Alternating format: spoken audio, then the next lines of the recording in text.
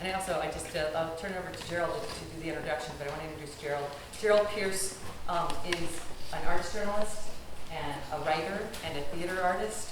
He interviewed me for the American Theater magazine. That's how I met Jerald. And I was immediately struck by his integrity and his interest in a complex kind of nuanced discussion about this idea about the casting, this controversy about the casting. And when I went back to him to ask him to moderate, I was moved and my respect deepened for your passion, Jerald, and your commitment to theater in the future and what we need to learn now and how this discussion has a very, very important role for all of us that create theater to have more clarity, more understanding, more inspiration as we move forward into times where there are no rules, it seems, at times, and there never were. We just were thinking there were, and comforted by that idea. But I am very grateful to you, sir. So this is Jerald Pierce, the moderator for the panel. Thank you.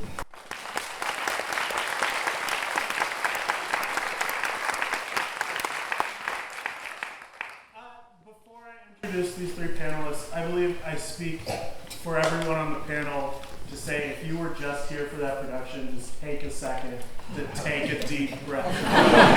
We're there with you no matter what your thoughts are about the production, about the controversy surrounding it. Just take a minute to take a breath, center yourself. Like, we're all here, we all feel that. So I just want to say that, and I also want to say that I speak for everyone again. When we value your opinions, we value your questions, and we want to make sure there's time for that. I have a ton of questions, but I want to hear yours. So I'll get the ball rolling, but we'll try to get into your questions as quickly as possible because I know you have them, and we want to hear them. So to introduce our panel, I'm going to start with Mr. Long. We have Khalid Long, who received his PhD in Theater Performance Studies from the University of Maryland in College Park. He is now teaching at Columbia College in Chicago. His research centers around Black theater and performance with specific attention paid to the intersection of race, class, gender, and sexuality within marginalized and oppressed communities.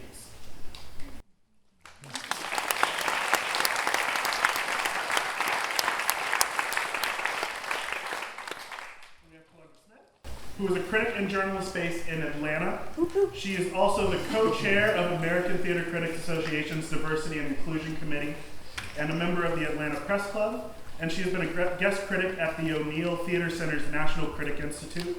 Her work has been featured in the New York Times, American Theater Magazine, the Atlantic Journal-Constitution, and artsatl.com.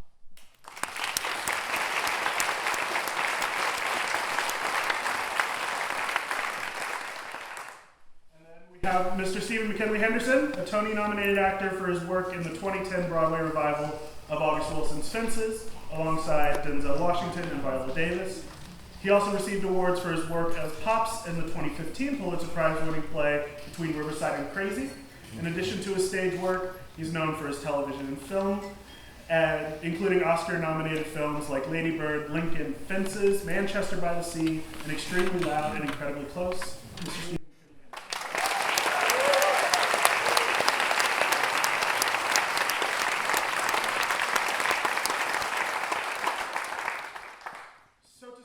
I want to give all three of you a little chance to give a little context to why we're here. We're sitting here in 2018. We all know what that means. You turn on TV, you feel it. So I want to give you all a chance. This play has been produced for 50 years plus.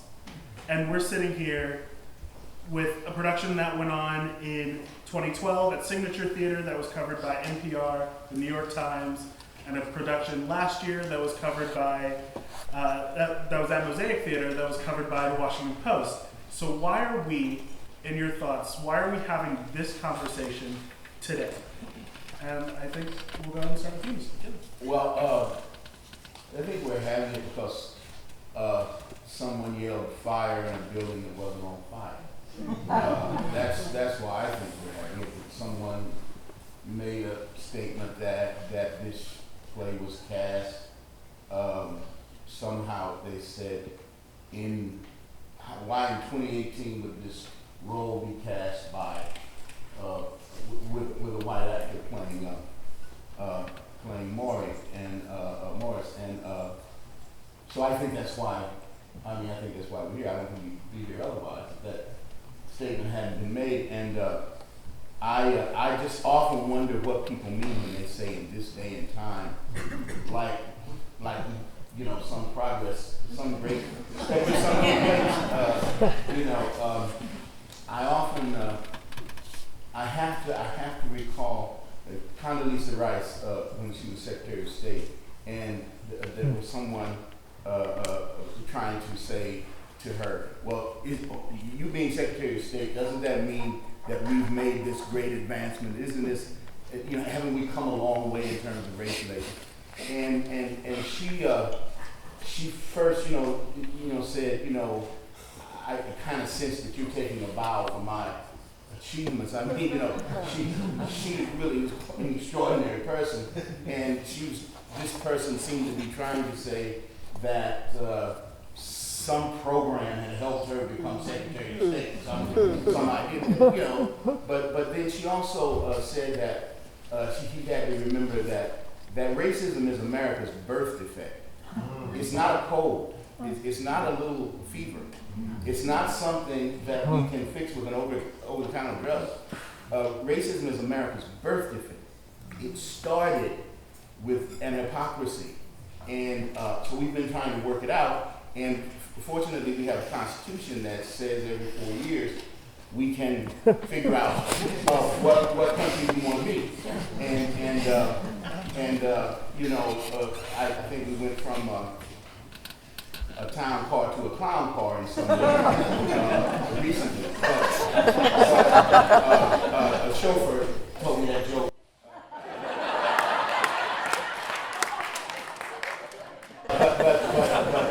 So what I'm saying, I'm saying, to be here and see this, the classics get done here, and a classic is not a play because it's an old play, it's because it's a timeless play, and this show is timeless. It's an African play, it's a South African play, and it has resonances for us, you know. But to imagine that somehow something happened in this country, or can happen in this country, that can make the casting of that. What happened with apartheid was something quite unique unto itself. We have our own history. The history of this particular country, that the kiln that this play was written in, there was a way offside mathematical ratio between blacks and whites in the country, and the whites ruled it completely and entirely. And South Africa had a black president before we did, and their constitution said that it was absolutely forbidden. We had one that was supposed to. So we've got our own problems, and so I understand why when someone throws something out there that people jump on it from all kinds of contemporary points of view. But I've gotten old enough to see that all these things come around, and I, as I say, I don't have to have my way. I just have to have my say. And some people feel like they have to have their way, Right. and I understand that, and so, you know, I sort of, but I was proud that I was asked to come here and to chat about this and that, and I'm very proud to see this brilliant production. I said, it seems to me that it's a teachable moment about other things in our country. We just saw this play. It's cast brilliantly and performed brilliantly, and it still has messages, and it should be an easy.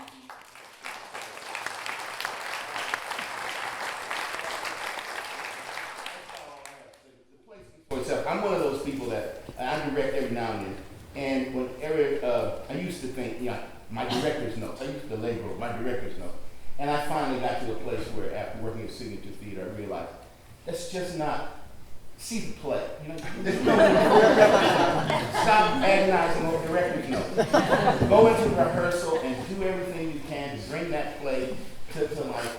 Stop trying to come up with something incredibly wonderful to say about your director's notes. Because if it ain't on the stage, you know, and if it's not on the page, it can't be on the stage.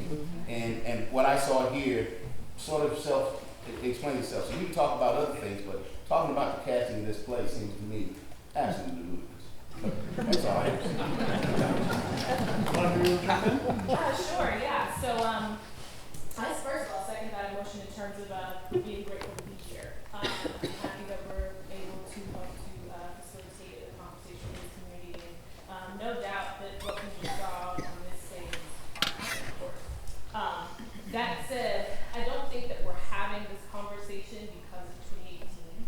I don't think that 2018 has led us to this place. I think that people have been itching to have this conversation, and I think Blood Knot is kind of being used as a talking point to talk about a larger issue as it relates to equality and inequity when it comes to casting practices throughout the United States, right? So this is an actors' equity house, and we know that less than 10% of equity contracts go to African American actors and stage managers.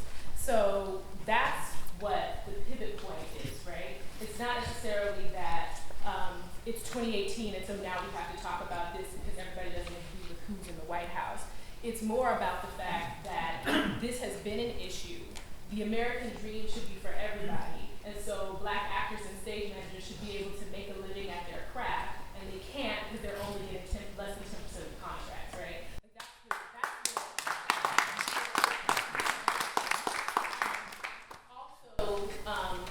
As it relates to this, I will say that I think where I struggle is that Athol Fugard, okay, when this was originally produced in 1961, right? To be somebody who in South Africa, what they call color, was crime. So you couldn't have put an actor who of mixed race in the role of Morris because that person was a crime and their parents were criminals, right? Like you can't do that. So I think at the time, he staged the revolution that he could, right? I even think about my own experience. When I was in high school, I went to majority white high school in the suburb east of Atlanta. And we never did plays by playwrights that weren't white, majority white school. We did a multiracial version of A Raisin in the Sun back then, which was a very controversial decision, and not one that I would advocate for today, because the demographics of the neighborhood have changed, so you don't have to do that. But you staged the revolution you can at the time. I think the decision made in Trauma in 1961 for the casting has carried on for almost 60 years, and that's what I question. Why are we still making traumatized choices when we have the ability to make a different choice? So that's where I struggle with the casting decision. Not to say that the actors didn't do a brilliant performance, not to say the director didn't do a job, maybe the design, the lighting. I'm stuck with the lighting. I mean, it's like the lighting is just, enchanting. But it's the fact that this conversation people have been itching to have this conversation, and when it comes to issues of race and representation, it's kind of like that commercial. It's that old Sunny Delight commercial where the little boy's in the back of the car with his little sister, and he's like, I'm not touching you, I'm not touching you, I'm not touching you, I'm not touching you, I'm not touching you. That's how we treat the conversations about race and representation. We're always getting at it, but never getting to it. So I think that's what this is really about. So I just have a few thoughts. First and foremost, I echo the sentiments here that have been said already, so I'm going to kind of twist it just a little bit so that I'm not repetitive. First and foremost, this conversation is not happening in a vacuum. And so I say that to say this conversation is not new. This conversation has been happening for a very long time. I go to so many theater conferences and also cultural studies conferences where this conversation is always whose story is it? Who gets to tell the story? Who gets to stage the story? Let's have that conversation. And it gets messier and messier every single year, every single conference I go to, but it is necessary. So I also wanted to put that out there, that this conversation is not happening in a vacuum. We're not having it just here and about this play, but it always happens. That being said, so I'm a cultural historian. And a dramaturg as well. And so I say that to say, when I have students read plays, it's the play, we're going to go outside of the world of the play. Well, actually, in other words, we're going to go into the world of play by looking outside into history and culture around the play, before and post the time that the play is set. And so the thing about your question, Jerald, for me, I'm going to jot out a few names. Since 2012 and since 2014, Andy Lopez Cruz, Tamir Rice, Eric Garner, Mike Brown, Antonio Martin, Sandra Bland, Kayla Moore, Alberta Spruill, Shelley Frey, Tanisha Anderson, #MeToo Movement, hashtag Black Lives Matter, hashtag you all fill in the blank. And that's why we're having the conversation, because since those earlier productions and post this production, unfortunately, the conversation that we're having here feeds into larger issues with regards to race, gender, class, sexuality, criminalization, victimization, and history. And so I think that's why we're having a conversation. But the point is, I think, is what is important, and I want to acknowledge, it is necessary to have the conversation.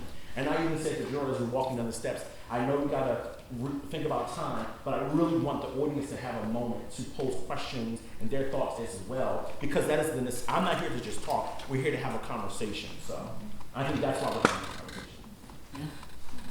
That's great. Sorry. Everything you said. So I want to start here then. It's about the play, but it's about something bigger too. When we're looking at the email released from Athol Fugard about his thoughts about this play, where he says, when I was asked to stage Blood Night at Signature Theatre in 2012, I cast, as I always have done, a black actor to play Zach and a white actor to play Morris. During apartheid, racial classification was extremely arbitrary and often rested on nothing more than the racial prejudices of the classification board and what they regarded as other. I have always seen Blood Knot as an extended metaphor which the use of a white actor serves to exaggerate. So my question for the three of you is, when we're looking at a play and a playwright has this idea from X number of years ago, how much weight do we need to give that when we're considering casting or producing these plays? How much consideration do we need to say, well, the playwright intended or had an idea of X back when they wrote this? I'll start with our critic on the panel. I think a lot of, does the playwright's opinion matter? Absolutely. I mean, you know, they are the brain, the heart, the voice from which it, stems. So yes, the playwright's opinion does matter. However, I think I have seen too many theaters also hide behind, well, the playwright said I could. And so I take issue with that too. It's like your audience, you also have the audience that you're obligated to. There's a lot of stakeholders when it comes to a show. You have your actors, you have your designers, you have your audience, there's a lot of stakeholders. So the playwright is really just one stake, in the process. And so you have to take into consideration the whole thing. And again, I go back to this whole thing about decisions we make in trauma. When you live under an oppressive regime, even if it's designed for you to be able to advance in it, you still are oppressed by it, because all inequality and oppression is connected. There's no us and them, there's no you and me, there's we, right? Like everybody is connected, everybody is related. And so the decision you make in 1961, then carrying on through history, it doesn't make sense to me. Because it's like you're still making a decision based on something somebody did when they were traumatized and oppressed. And I think also when it comes to the casting, I think the work stands on its own. When you listen to the dialogue between the brothers in this show, I think you could have cast a light-skinned actor who was light enough to pass in that role. And I don't think I've heard, and it's read in the emails and blogs, they said, well, we cast it this way because it would have let the white audience off the hook because they would have just said it was a black thing. I say give your audience more credit than that. I don't think it would have let anybody off the hook. I think being in this room, in this place and seeing what we just saw, I don't think it lets anybody off the hook. I think everybody is we all have to just take a collective breath, So I think that the play would still work and the message would still come across, even if the role was cast with a mixed race actor, even though it has not traditionally been cast that way. Can I jump in here? So I'm on the same page with you a little bit there. And so my question becomes, what gets materialized when an audience sees a production? I'm always curious to know what an audience walks away with. By that I mean this. If you have a lighter skinned mixed, if someone who's playing a mixed race person, in particular an actor of color in that role, what is the greater conversation that the audience can walk away with? By that I mean this. So the play is dealing with the trauma of colonialism, racism, racialization, what other words I had down here? Colorism, and so forth and so on. What are the larger questions and themes and topics that the audience can walk away with when they see that white supremacy and the history of racism has significantly affected the black community worldwide? And so that's what I'm also curious to know about. How do we then have a conversation about racism within the black community that a majority white audience is invited to join as well? Because no one is exempt from the conversation about race and racism in the world. Yeah, I have very little, I guess, to add to that, except it would take a white person to tell me, but I do know that there's a dialogue that needs to go on and can only go on among whites about what's happening. And so I do see why in the 1960s when Fugard wrote the play, that he knew that the people in power needed to have a discussion, that the whites needed to feel exactly what it was that they were inflicting upon another people.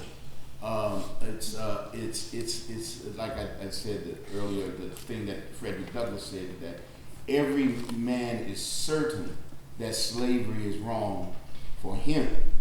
The only thing they ever debate about is if slavery is wrong for somebody else.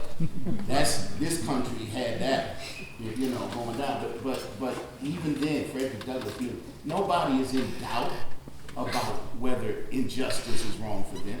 And it's what the brother was saying about everybody knows that they don't want their children to be shot down by the police, their unarmed children shot down. The only thing that would be ever in question is if this is really happening to somebody else's child. So I kind of come at it, in the way that this play, that casting is not a political act to me. It's not some social justice act. People, if James Earl Jones is cast as King Lear or Denzel is cast as Hickey and Iceman coming, that's about box office, man. That ain't about nobody. That's about these wonderful actors. That's Peyton Murkison playing Come Back Little Sheba. It's just wonderful theater. And so there's that part of the casting thing. And that's why the actors that need to be working, the equity actors need to be working. Because they need to be working because they're wonderful actors. Now, there's this other thing that the theater needs to embrace, which is the issues that are plaguing us right now. The gender issues, the racial, all that.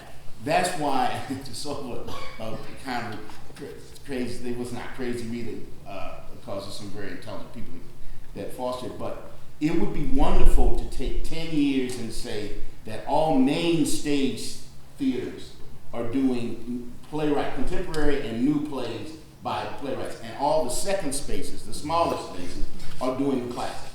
So we look at where we've come from in the second stage, so that you see these plays that are usually done very presentationally, get to see why they last forever, because of what's timeless about them, not because of their period, but because of the issues inside. Because Antigone is for all time, and A Merchant of Venice is for all time, but you don't have to see them in this big costume production somewhere. You can see them in blacks, in tights, and hear the language and get the issues. But the main theaters, the larger spaces, need to be given to the writers who are writing today about what we're living with today. And so that's why I kind of think that the play is the thing. The casting is if we were doing the plays that reflect what our country looks like, everybody had somewhere. Right.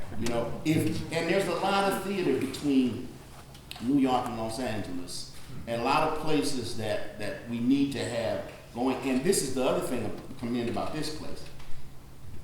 It has a company. it employs actors for a lot of weeks, you know, and the companies have stopped across the country. There's not as many companies, and company is really not the right word. It's ensemble. The reason these two actors can work together the way they work together, I know that there are a lot of audience members who've seen them in all kinds of roles. This is the first time I saw both the actors, but I could tell by the way they're working that you only get that from an ensemble of actors. I was fortunate enough to start my career as an ensemble member in a company. And you know, you go to school, you finish your BFA and your MA and all that, but you gotta get in the theater and do 5 seasons of 4 different roles each season to really get your chops. That's where you learn the craft. You learn it by doing it. So I just think the play's the thing, and I think that it's very important that the plays reflect the country and the issues that are going on. And casting the same plays multiculturally is a wonderful thing. But again, those plays have a timeless message inside them. But sometimes we have to hear the play that is reflecting the times we're in and find out how timeless they can be. So I'm going to jump in and ask something real quick then. If we take a look at the idea of whose story a play is to tell, if we're looking at, because we wouldn't be having this conversation if the local theater community hadn't spoken up and said that they want to talk about this. So I'm just going to read something real quick. When I was working on my article for American Theater, I spoke with Dana Pelabon, who's a local theater artist, and she brought up the issue, and I'm just going to read her quote because it's better than what I can summarize. This topic of the ability to pass is something that is raw and real for my community. To have a white man portraying that struggle is a slap in the face for people in my family who had to make those choices because there were no other choices. It was how they were able to get jobs. It was how they were able to come out of extreme racism and discrimination in the South. That is a choice that we have had to make because it has been untenable for black people to be able to live in this world as black people. So I ask, when you have a play that is about a certain experience, do you have to cast it with somebody who has that lived experience? Because we are talking about theater here. We're talking about actors, we're talking about playing parts, but for some people this is real, this is truth. So I'm going to throw this to you, Khalid, first. Just when we're looking at bringing in actors to play these parts, do we have to take into consideration that lived experience? Well, I mean, first and foremost, I think that, so the way in which the show is cast here, and that happens again, as I said, all across the country and throughout history, is this term called conceptual casting. And so you cast with the aim of creating greater resonance for the play and within the play, to do something different. So for instance, I'm just going to say, if you were to put Othello or Hamlet in a wheelchair, what does that then do for us as an audience as we're watching it? How does that change our perception of the character and add greater resonance for the play? And so I use the term conceptual casting. That's how I frame what happened here and also what happens again throughout theaters across the country and the world. But I think the concern is this for me as a scholar of critical race theory. Here's the issue. It is one thing to say I'm going to put a Latina in the role or an Asian American in the role and then create a larger conversation with regards to race, ethnicity, and cultural histories. But I think in this country we have an issue with recentering whiteness. And I think that's the problem that I struggle with. I don't struggle with conceptual casting. I think it is wonderful. I am a teacher. I teach at predominantly white schools throughout all my career. We have to create greater resonance within our plays for all of our students to enter. But when you continuously have students, and so I'm thinking about it in the context of students, when you have students who say, I don't see myself represented not only in the curriculum, but in the productions that we're staging, whether it is conceptual casting or whether it is traditional casting, or in some cases, colorblind or multicultural casting, where you still don't get it right, then I think you have a problem. And so I think in the situation here, what has been recentered is whiteness because, I believe in the fourth wall, I believe in suspension, I believe in all of that. But at the same time, I also strongly believe that an audience walks away and saying, I saw a white man up there berate a black man, regardless of him calling him brother or not. And so that is the question that I have. What then does the audience walk away with this notion of conceptual casting? And so for me, and I'll call it here, what gets recentered is not only the history of racism or this small moment of colonial history or history of colonialism, but whiteness was recentered. And I think the opportunity that was missed was a greater understanding of how white supremacy and the history of colonialism takes effect and resonates largely. So. And I'm going to put a twist on it and then throw it to you, Kelundra. So, if we're, just prepare yourself for it. If we're looking at a future world where equity on stage isn't an issue, we're not looking at these percentages that have African Americans getting 11% of the parts. Like, we're seeing them getting the parts they deserve, and there's equity across the country. How does this conversation change? Do we recenter a conversation around casting? Or the things that Khalid was mentioning, how does that change what we're talking about if we're seeing the equity on stage? Okay, let's break this down. That's a lot. So to answer the first question, do you have to? No, you don't have to do anything. You know what I mean? Do you have to take into consideration experience? No, you don't. And this conversation comes up amongst critics as well, because the question starts to come up of, can a white critic give a play that's centered around people of color a fair review? That question comes up a lot. And I think that that's a struggle. I don't know that I have a clear answer to that, to be honest with you. And I think that's okay. I think often, too many times, people rush to try to say, I affirmatively believe this, instead of saying, I don't know. You know, it's okay not to know things sometimes. I think we live in this social media world where if you say one thing wrong, it like lives on into infinity, and then people commented on it, and you get time out to remind you about the dumb things. So I think my answer to your question is, I don't think it hurts to consider life experience when it comes to the casting, particularly when it comes to dealing with issues of passing and colorism, right? And that's something that's not only dealt with in the African American community, but also in Latino communities, Caribbean communities, especially Asian communities. You know, and it might even be more heavily so in those communities, right? So I would say that the colorism issue is one that is dealt with in many communities of color. Particularly in the Black community, though, in this country, because we bring this country with us, right, when we see this play. So yes, it's set in South Africa, about South Africa, but we're bringing American us to it, right? So I think that we come to it and we see it as this thing where I, as somebody who had, both of my grandmothers were mixed race.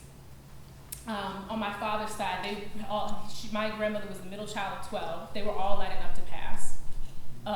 2 chose to, the rest didn't, right? So if you had cast like somebody who had that experience in that role, what they bring to it is different, right? Because they're not saying like, this thing I read about, it's this thing I heard about, it's this thing that I know affects people around me. They're saying, no, this is my family. This is my story. This is what it looks like to sit at the Thanksgiving table with people whose skin complexions range from ivory to ebony, right? So it brings something different, I think, to it. Yeah, you know, it's interesting that you said that you had 2 grandparents who were mixed race. And I guess because I'm older, I had 2 great-grandparents who I knew who were white.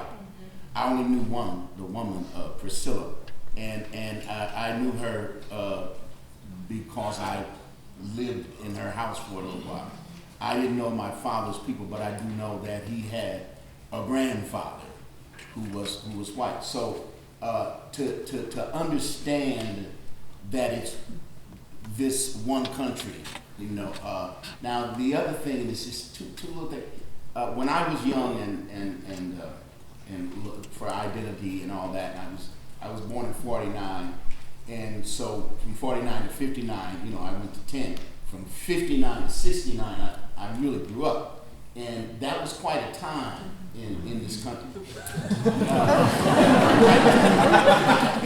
And so I loved acting. into poetry and all that. And so when I met Amiri Baraka, and he said to me that, brother, you're black by color, consciousness, and commitment. And he said that if you have the color and don't have the consciousness and commitment, you're of no use to the movement. But as long as you got the consciousness and commitment, now that cleared up a lot for me, because I was running around trying to make sure everybody knew I'm cool. And they wanted to misuse that. They would say, well, that dude would do anything. See what I'm saying? You know what I mean? So I don't tell you some of the stuff that I did, but once I got that straight about consciousness and commitment, I wasn't somebody's tool. You did. And so that the whole idea of passing would have been anathema to anybody from my family. There was no circumstance under which it was cool to do that, where I came from. But and I don't say that somebody else doesn't have that choice to make, but it was a non-issue. The other thing I want to say about the casting thing, the first time I saw the play Othello, I was really, really put off, because I was in a primarily white audience, and our school had come, and I was in an all-black school. So we were sitting the ones that wanted to come to see Othello. Everybody could come. But when Iago would talk to the audience, and he was a very charming, wonderful actor, they had a very special relationship going between Iago and the audience. And especially when Othello was having the epileptic fit, it was like they were ridiculed. I saw it was Iago they had this power, and they looked around, and I just felt, this isn't a tragedy, this is a melodrama. This was a racial melodrama. I saw it with the eyes of American history. And so it did not have the weight that King Lear, or, I mean, it was more like Richard III for me. It was like a melodrama. Then I saw a production where Avery Brooks played Othello, and Andre Braugher played Iago, and Kim Yancey played Emilia. And when Emilia turned to Desdemona to say, oh, let me tell you about these men, when that sister was trying to school this white girl about what it was like to be married to that black man, that I saw a sisterhood between them in that play that made me able to get in and see it on this other level. And then I understood when Andre Braugher said that I had his back in battle, I'm his partner, and he promoted Cassio instead of me. I saw the tragedy. I saw that these are two men who love each other and have been together through battle, and one felt that, so I didn't see it as a racial melodrama. Now that casting helped reveal that play for me to be another one of Shakespeare's great tragedies. But before that casting, I didn't get it. Now, you made me think of that because of, you look at things through the lens that you have your life journey, And at one time in your life, in your 20s or 30s, you feel one way about something. And you get to be in your 50s and 60s and you see something, your perspective is quite different, And that's why I know I feel my age on this panel.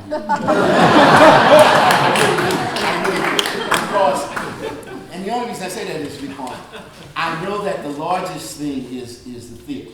That's it. And I know so many wonderful artists who are finding their way, and they get cast because they work very hard. And I know how many people sort of say, dismiss it as, oh, well, they were going for this multicultural thing, so I didn't get cast. You dig what I'm saying? And I look at it, I know that's always going to be the case. Let me tell you, this is just this art form is just this way. There's just no way around it. But you're going to find your way if you stay on the path and you seek to bring, because it's not about getting it right, it's about getting it true. Finally, the play is about getting it true. And you can get it true with that casting that you're suggesting. You can get it true because it's this human thing. And nothing human is foreign to us. The only thing foreign is a language, and if you study, you can learn that.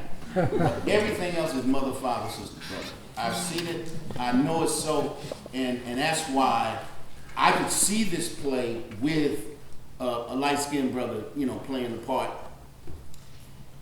It's just that there's no reason a company that has an ensemble and has these two actors in it need to go beyond it. And anybody that points it out after they see the production, and they're going to say, in reality, if a light-skinned brother were doing that role, from the standpoint of history, he'd be taking a role from a white actor. From the standpoint of how the show has been done and the history of South Africa, it was crucially important that that blood knot, it's not just the bond between blood brothers. We are earthlings. We don't get to it unless some creature comes from outer space, and then everybody work together, and then get rid of it, and then everybody go back to their corners. But the truth of the matter is that we are earthlings. And the theater wants to get us there. The idea of telling stories about the human experience. This is the only place where you come and sit next to somebody and you don't know. You're not the same denomination. You're not in the same party. You're not rooting for the same team. Even on the sports team, they got everybody for this team on this side, everybody for that team over there. Most places you go and sit down, you're sitting next to someone for some common reason you're there. The theater is the one where you buy your ticket and you don't know what the denomination or the party, political party or anything. That's not the case. All you are is the public. And you don't know each other at all. And you see the first part of the play, you go to intermission and you gotta talk. You turn to each other and say, is she gonna really go for that? Is he gonna get together with them? Or, wow, how do you feel? Now we got a dialogue going. And we didn't know anything about each other before, but we just shared a slice of human behavior together. We just shared something about, we just communed in our humanness together. So I keep knowing that that's the way, you may think of this because of what you're saying, if we get past such and such. If we do get past the hiring problem, then we get to be earthlings working out what's going on here on the planet. And we take our responsibility together to say we got to do something about the climate, we got to do something about it. And we can't, I said I wasn't going to say this, but I got to say this. Listen, our actions have consequences. If you say to a person, okay, why is the cop holding this guy's head before he goes inside the car? Why are you protecting his head? You ought to bam it against the wall, or bam it against the car. They say, you can't say that, because what happens is somebody takes that, and the next thing we know, we get our children shot. Because an officer saying, because you don't know. We have a system of laws, so you don't take someone's life out there. And that's what I think. That's why I say the casting about this is really right to talk about this in terms of artistic things. But the issue is what you ran down. That's the issue. That's why people are sensitive to this casting thing and want to respond to it, because we got some, but there are children who've been separated from their parents and they may never get back together in the next 40 years. This is real stuff, and plays about it are necessary. And we have some plays that are there. These plays exist, but we do need to do them with all of us in it. We need to have all of you in the audience.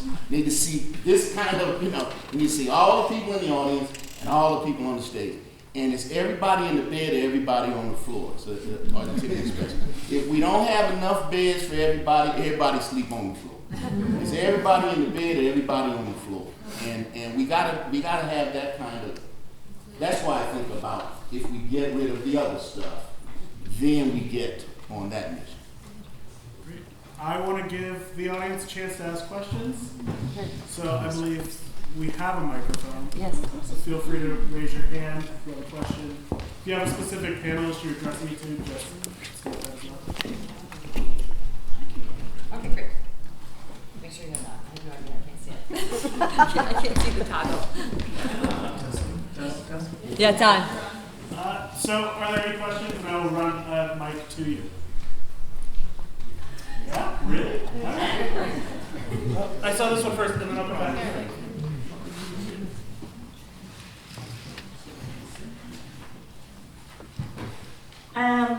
Obviously race and gender and all these inequalities are huge. But when I think about theater and coming to the theater as being a member of the audience, it's imagining myself as somebody else. And when I see an actor that is able to portray the human experience, I don't expect that they are that experience. I expect that that's their ability to portray it as key for me. And so I wonder how that really fits in with the racial gender equity question.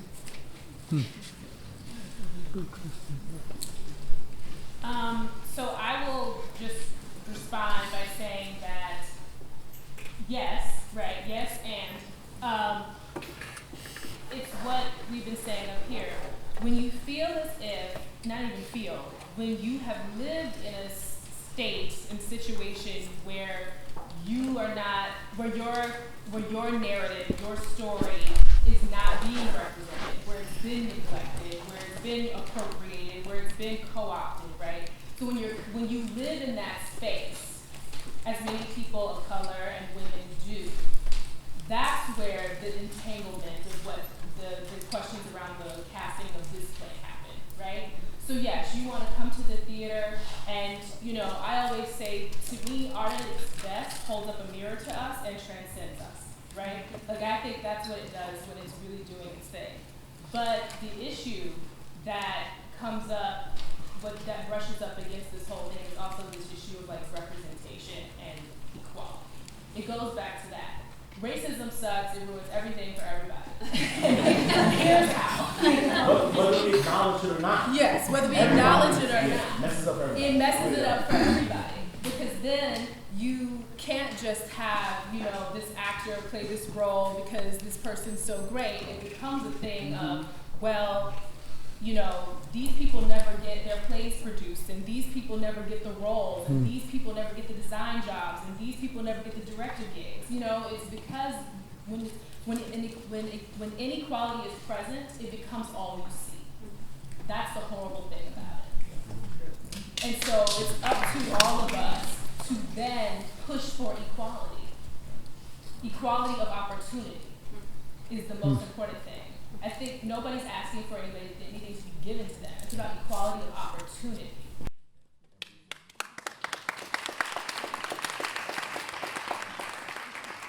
And then I saw a couple hands over here, I believe. I hate mics. I'm just going to talk loud. That's fair. I'll take it back. So my name is Dana, and I'm one of the people that yelled fire. Okay? And there's a couple of things that I think are really important for me as a local artist of color to make clear. One, after seeing this play, the casting isn't even the biggest issue. The fetishization of whiteness is the largest issue with this play. And when you have a white man to come in and write this show about two black men who are brothers, and my stepfather, who is as dark as Gavin, and my Uncle Steve, who is as white as Jim and has light eyes, and my aunt, who moved to Chicago from New Orleans to become white because she didn't have a choice. She couldn't get a job. Not because whiteness was this thing to attain. And watching that, my fury, watching this play, to see this fetishization and to see this inability to see me and my color as the same and as something also to project to and to be at and to to attain is actually bile-inducing for me. Not the performances, because let me say, performance-wise, right on target. Direction-wise, right on target. Also lighting. God, I'm also a sucker. But for me, as a black woman who has lived this experience, whose family lives this experience, we don't fetishize whiteness. We didn't have a choice.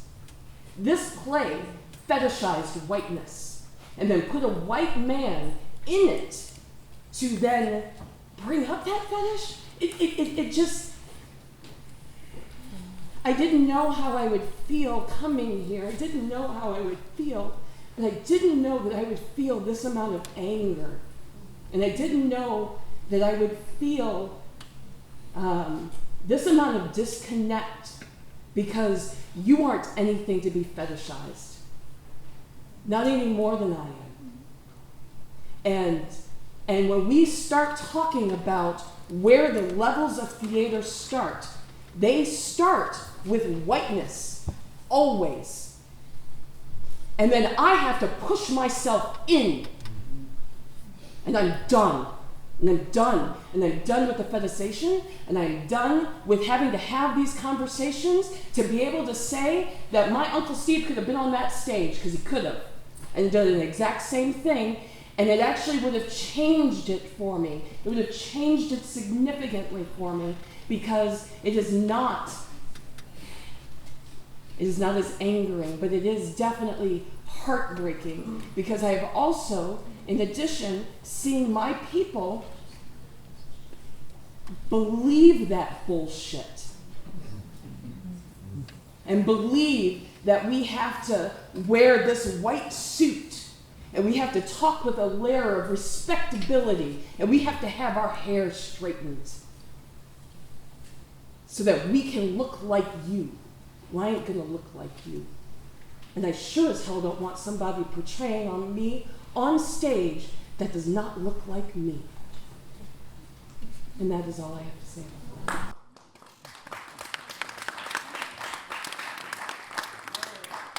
One of the reasons that there is black theater is because there were two Americas. There wouldn't be, white theater and black theater if there hadn't been two Americas. And the place for certain discussions and certain dramas, certain life journeys is in black theater. And it's important to see black life celebrated. You earn that. You earn all the other plays if you do that as well. And there needs to be plays that really celebrate the survival. It's an incredible journey, the African American experience, and there's all kinds of journeys. And so my heart goes out to you in terms of what you experience here and what you would experience if a fair-complected black actor played the role. You still have some bile, I'm sure, because it is it's that kind of play. Yeah. It brings that up. Yeah. It really does. And whether this theater can make the journey to call out, because Lloyd Richards used to say that about. That's the other thing, is that same light-skinned actor can't be relegated to light-skinned roles. All right? You can't say that to that actor. And sometimes they're working somewhere, and they don't want to play the role. Understanding these jobs that you talk about, immigrants, and these jobs, there are people who come to this country and do jobs that other people don't want to do. And there's some actors that don't want to play more. I can tell you that. They don't want to, because of, you can feel it come at you. And it's part of being an actor. You have to play that thing. And I know I've been there, so I know you can feel the people. I have experience playing turnbow in Jitney, where the people, they would come up to me and hit me with their purses. You ought to be ashamed of yourself. Your mother. And they hit me, and then they say, will you take a picture with me? It's that kind of wild thing about the complexity of being a human being. We're more complex than, it's the most complex thing in the world. You know, everything you think is complex, some human being made it. We're more complex than anything that you create. We'll take another question over here. Thank you. I'm wondering if, we think about the various, this role and other roles. I look at the shows that they're bringing back today from the 60s or whatever, Murphy Brown and all those. They are maintaining the characters. They may introduce one or two to show some diversity, but I guess I too am having a problem or a hard time wondering why you can't think that you'll have the same audience if you cast that person as a mixed race person, a multiracial person.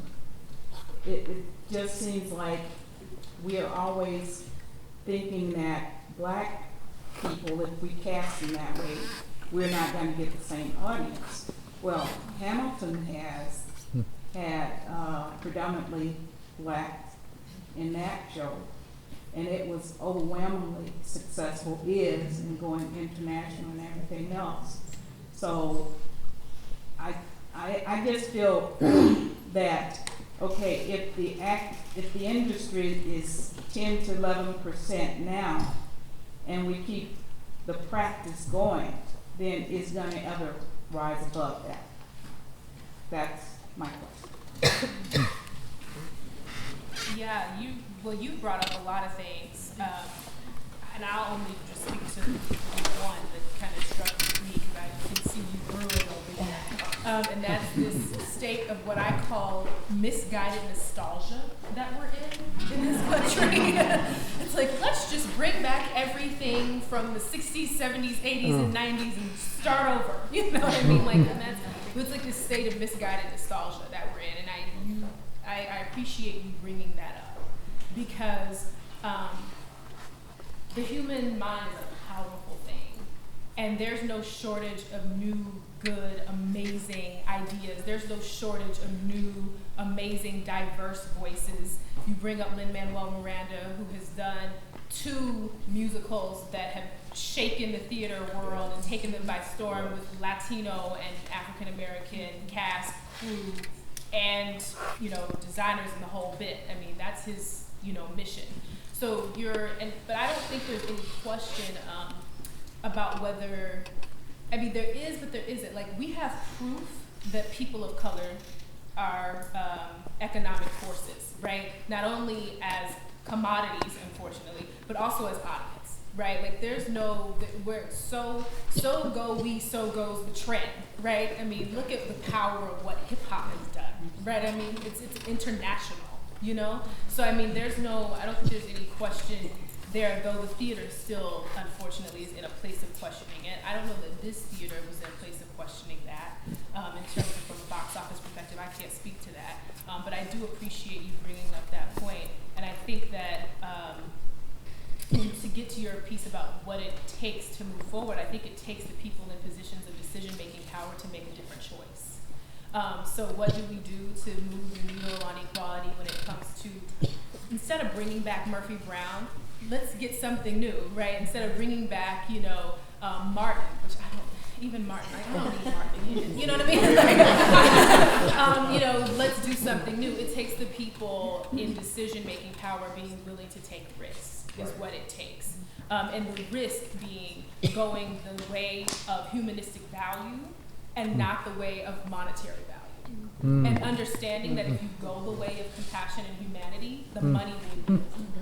It always does. That's the way the universe works. You don't have to worry about money if you go the right way. It's unfortunate that it costs more money now to do theater, but you can do film with a telephone. And that's why you see the new material being done. There's some incredible new independent films, a lot of fabulous stuff. But to do a play on Broadway, they gotta get a television star and a movie star to be in the play. And then even off Broadway. And a director. And a director that's got a name. It's really gotten kind of crazy. And you can't make a living as an actor just doing off-Broadway shows or off-Broadway shows. You really can't. You can't do that. Even, Broadway, I mean, the show's got to run for a minute. That's why Lin-Manuel is, it's incredible, his track record. And to tell America's history, the country owes him for being able to tell that American story to a whole other generation and have people conversing and understanding things about that. But I just think it's the plays, and we've got to do the new plays, the plays written by the people who will populate those plays the way we populate the workforce. But it's far more important to really have 100 more doctors and lawyers of color than having a lot more actors playing doctors and lawyers.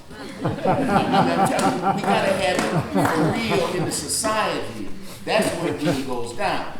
The casting is one thing, and that's important, but we gotta really have it.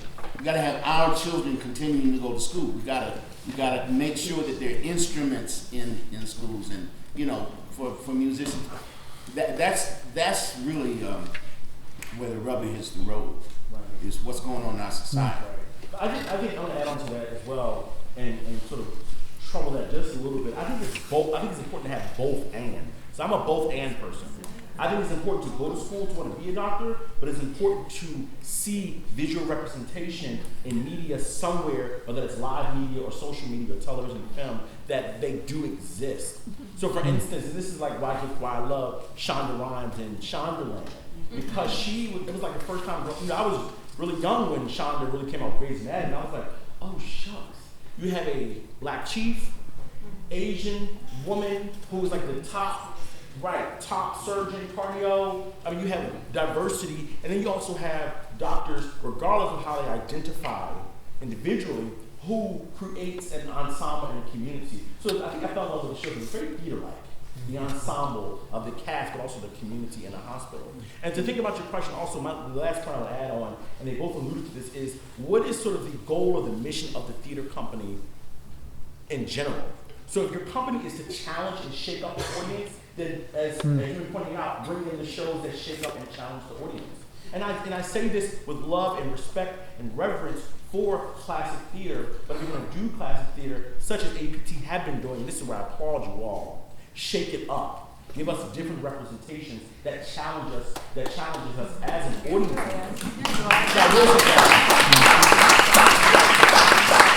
But measure is doing. Right, exactly. I was looking at the pictures, I was looking at the history, I was like, oh my God, I'm going to come over here.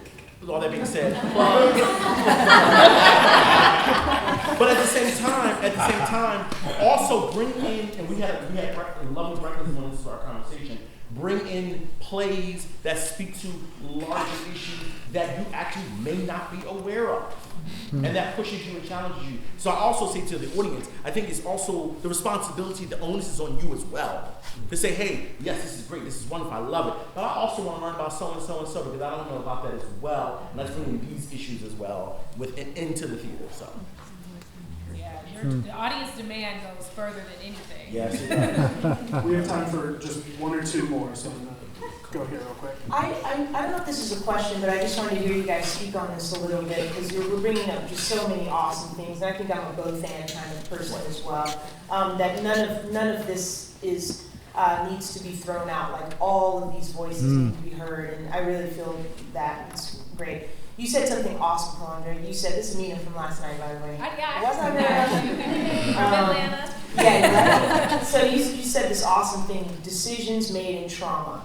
And I thought that was an amazing statement. So I just wanted to throw out there the idea, and this is no disrespect to anybody, but the idea that, for example, straight hair is a decision that's made, and I feel like our people made that decision in trauma. And I want to hear you guys speak on that and speak on sort of, just in the, quote unquote black theater or black film or whatever. Like, I'm full black. I'm 100.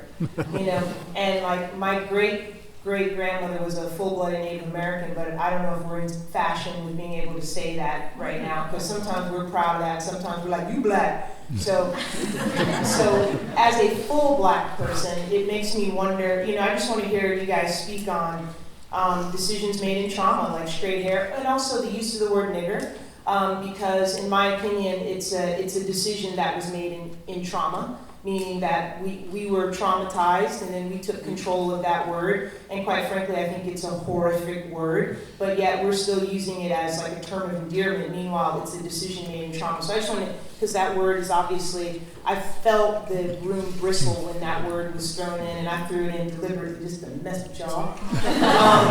And then also there was one other thing that's happening that happened in the play that I didn't hear anyone speak on, or just in the diaspora at all, which is that they straight up call women bitches. Yeah. Mm-hmm. Oh, and, no. Yes. Yeah, and so, please.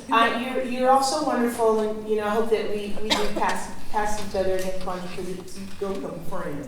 But I just want y'all to speak to those things. Decisions made in trauma. That was awesome. Thank you. So I'll be quick because I want to hear what they have to say.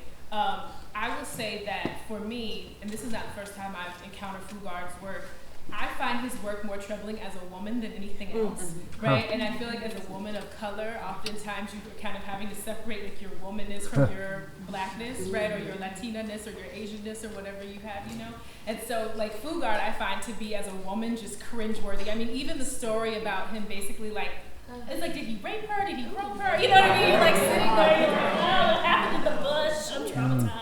Yeah. Like I'm still back there thinking about that, right? So like as a woman, you sitting in that space. So I find, it's troubling. Yes. I mean, just the calling bitches is one thing, but it's just like, what did he just do to this girl? And like, is Athol 18 and how old is he? And this is creepy. You know what I mean? It's just like that's all happening here.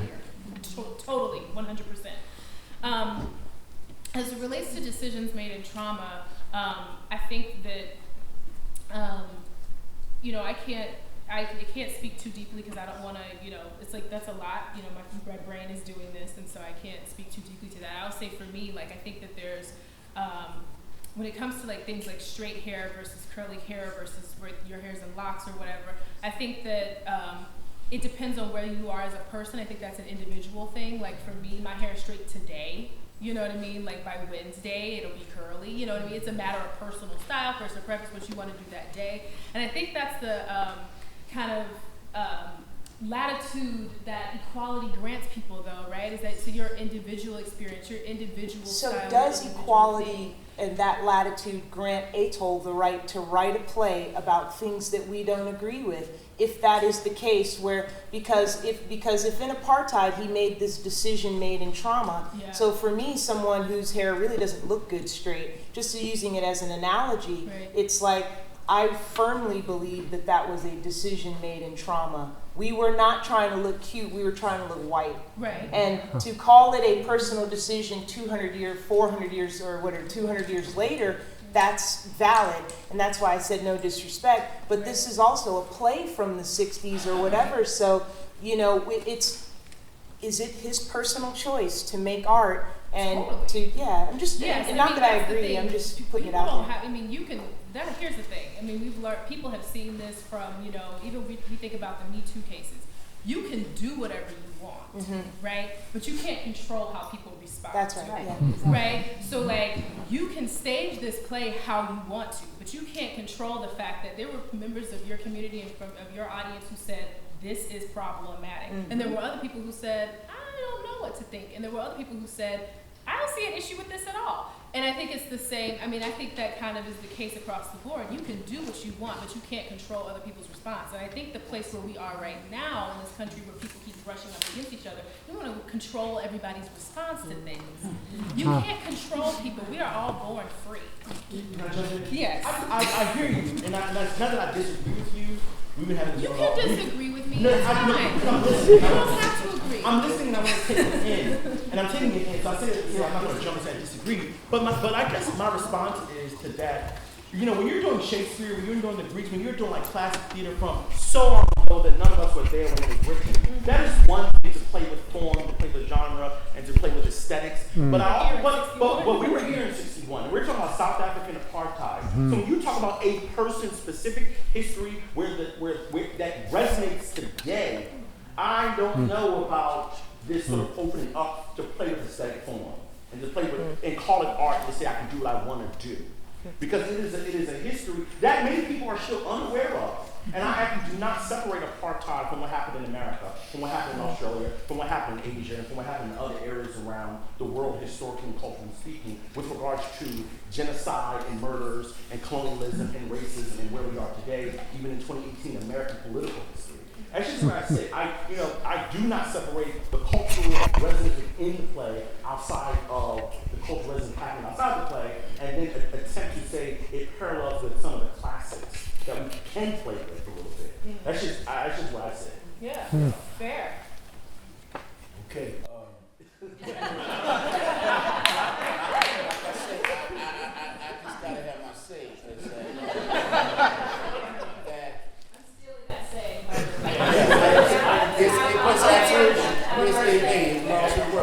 But the thing is that I know that Athol Fugard is not,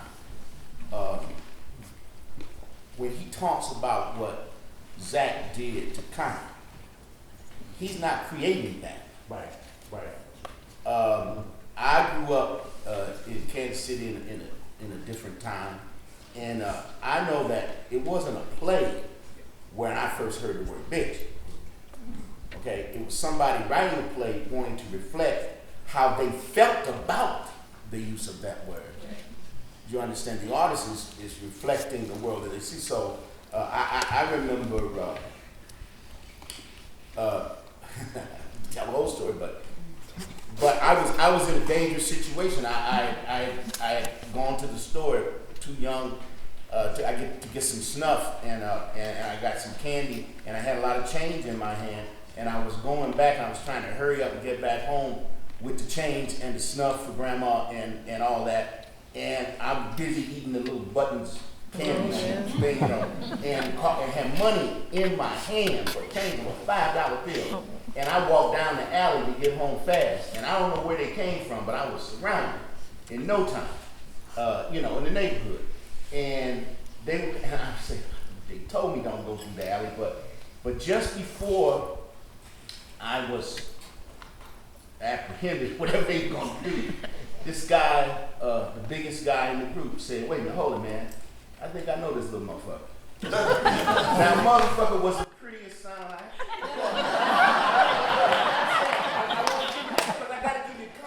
Language is content.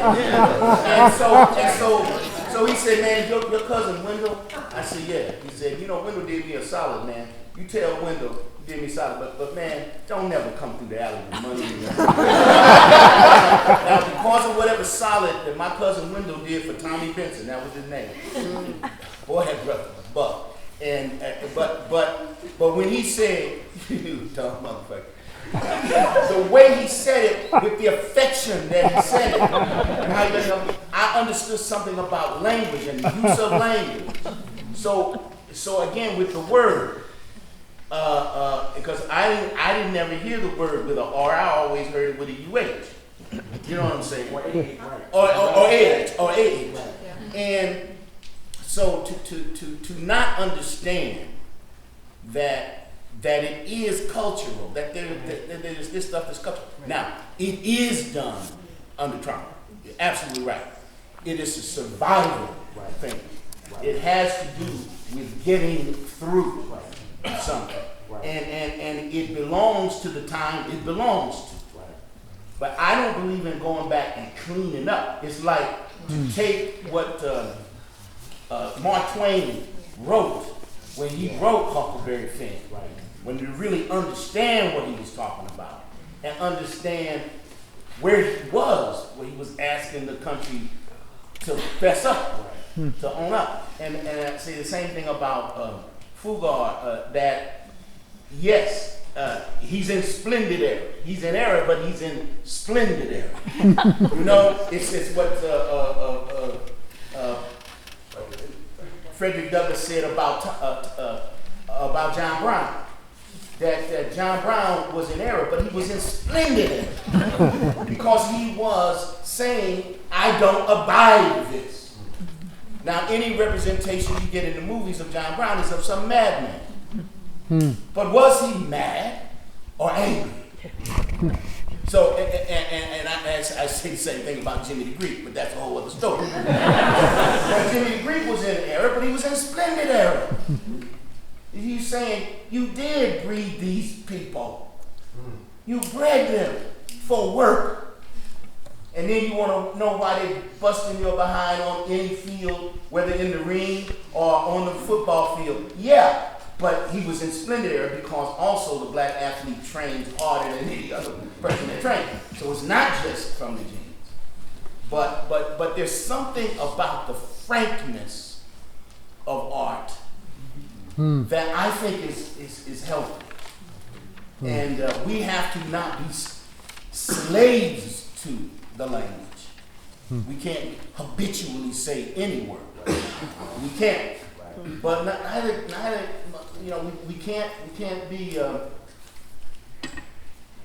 lightweights about it. And because I think that there are things like blood that Shakespeare used. You know, we say that's a terrible. If you really think about what that profanity is, Christ's blood from the cross. That's definitely as horrible as something. But now the whole thing about the hair straightening. Just a moment on that is that Octavia Spencer, you know, is going to play Madam C.J. Walker, and they're going to do a mini-series about the life of Madam C.J. Walker. And it's going to be something to really see. Oh, yeah, but see, That's what we were talking about earlier. Yeah. But see, this is the thing about you're liberated from by education, by knowledge. You can be educated beyond your intelligence too, but there's a whole lot of PhDs, you know. But it's enlightening to be freed by the truth about something and to understand what Madam C.J. Walker and what she did with that fortune. What causes she also helped, what artists she also were patrons for, and how they put it in the power in their hand. But I understand about it. You know, you're absolutely right that there was something about it that we were victims by. We were victimized by that desire to look that particular way and so forth. But you know, I do know that art wants to leave us better than it finds us. It wants to leave us better than it finds us, but it can cost to have to face what you have to face. It's not just a feel-good thing. And you know, but as I say, if there weren't two Americas, there wouldn't be black theater and something else. So unfortunately, we have to wrap up because we have many other things to do. So I just want to say that I speak for everyone here to say that the conversation shouldn't stop in this room, doesn't stop in this room, cannot stop in this room. So please don't just have the conversation with us and the people you're sitting next to. Take this home, take this to your friends, take this to your other theaters, your other communities, and please keep talking about this, because that's the only way we can make change in this country. So I just want to say that. And thank our three panelists.